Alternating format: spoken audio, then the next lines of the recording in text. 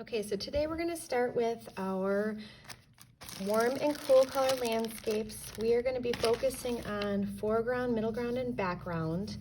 If you were in class, you saw the demonstration, so I'm going to give you a quick lesson.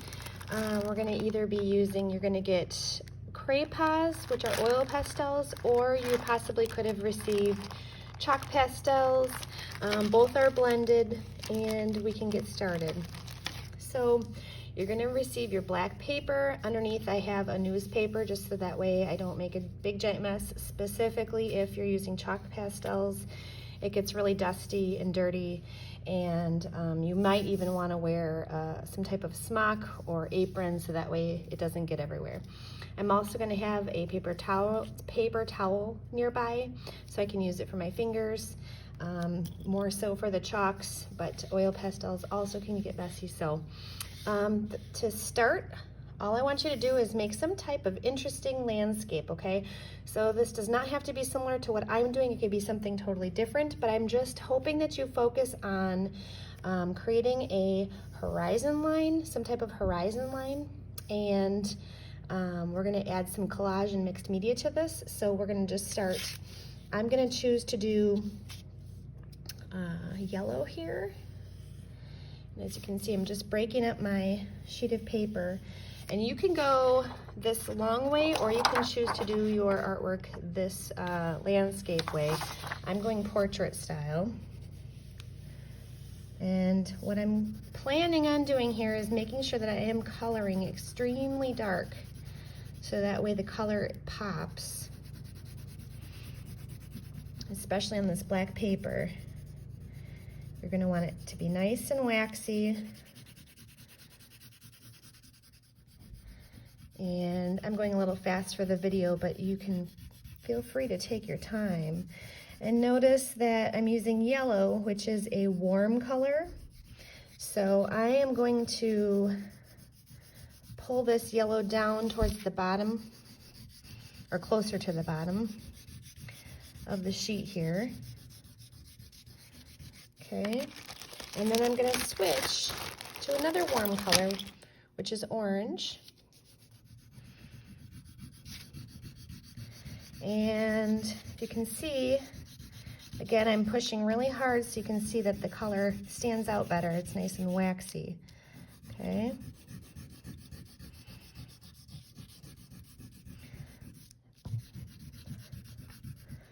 So if you notice here, and I want you to focus on blending so that way it looks nice and streamlined, but you can kind of see that this is the color is very separate. So I want you to you can either take your finger, or you can take a paper towel and blend it in. I might pull some more yellow in so that way it blends better. And I'm just layering one color with another, okay?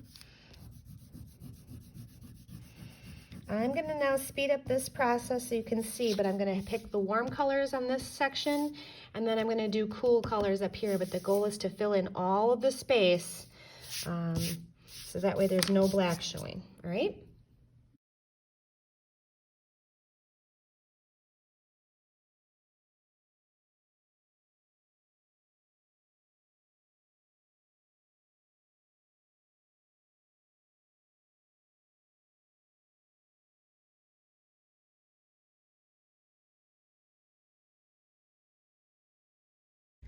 So this is the blended colors. If you can see, I have a horizon line.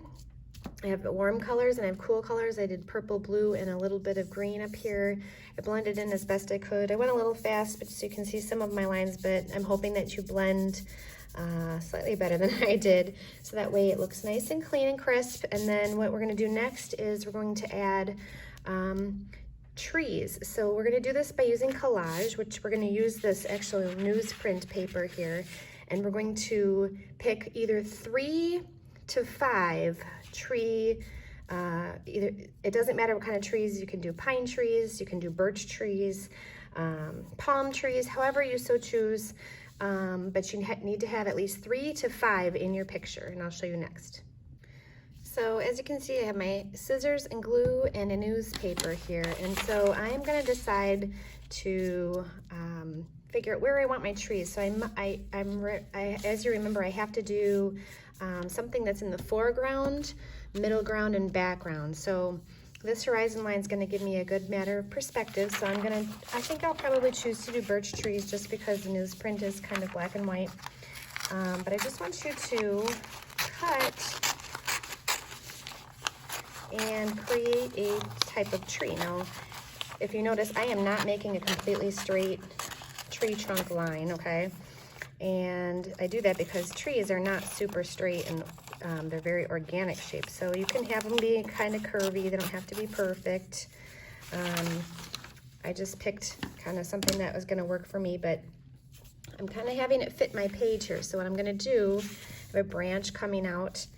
I'm gonna have this be in my foreground, and I know that it's my foreground because it's thicker, and I'm putting it real close to the bottom of the sheet here. So I'm gonna glue this down. Okay, and as you can see, I glued that down, and then I'm gonna cut a couple more, but I'm gonna put these ones, I'm gonna put two more kind of off to into the distance, so it looks like they're kind of in a little bit set further back. So I'm not going to make them as tall as the first one. And again, I'm just cutting. It doesn't have to be perfect. You could even maybe tear some, see if it gives you a more organic shape. I'm going to make mine kind of fall inspired because, well, fall is coming. And see, I have this shape here, so I'll probably give them a couple of branches. Again, it does not have to be perfect. I don't want you to get caught up on making a perfect looking tree. Okay, maybe it's gonna look something like this.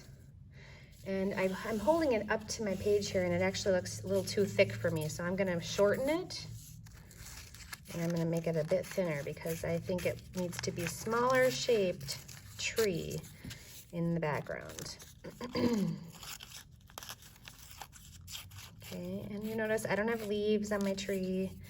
You can you can have yours more involved if you'd like, but if you notice now it comes a little bit smaller than the original tree here. So this one's thicker than that one, and I'm gonna glue this one down now.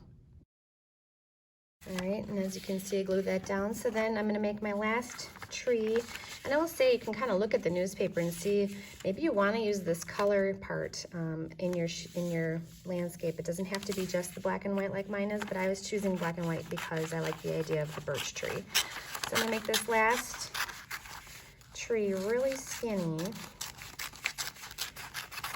It's tiny.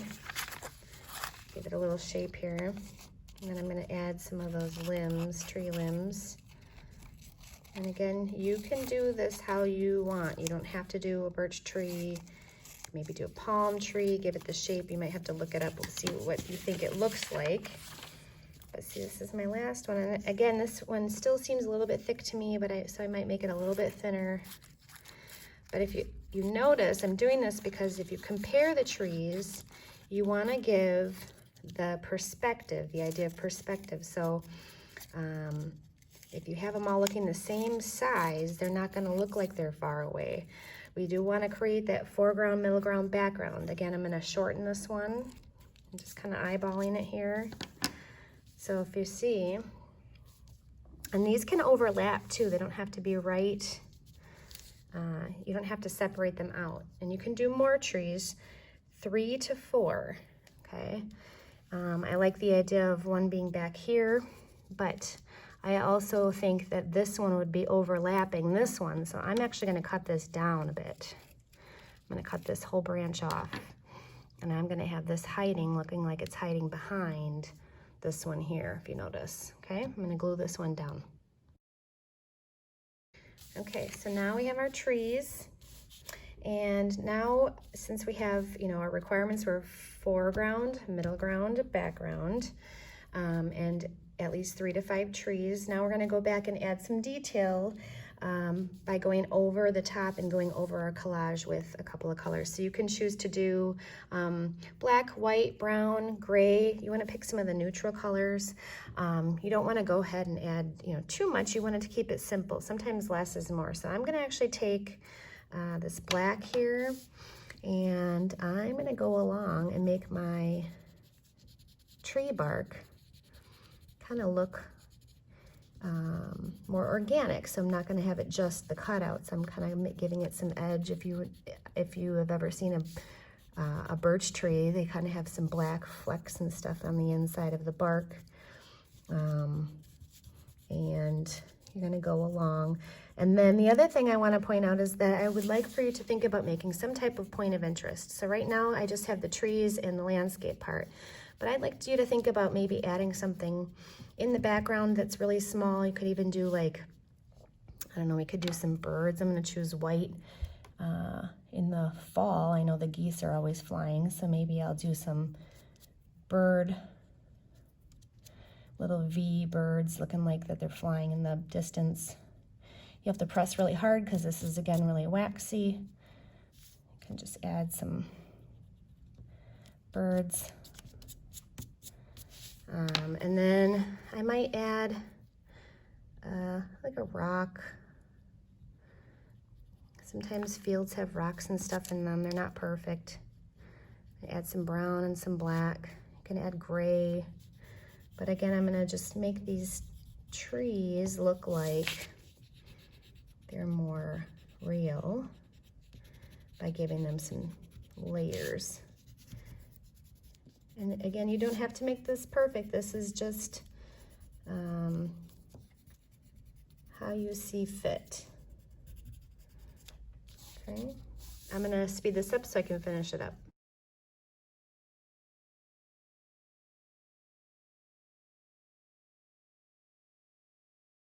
Okay, I think I've reached a stopping point. A little point of interest, I would say, would be my birds.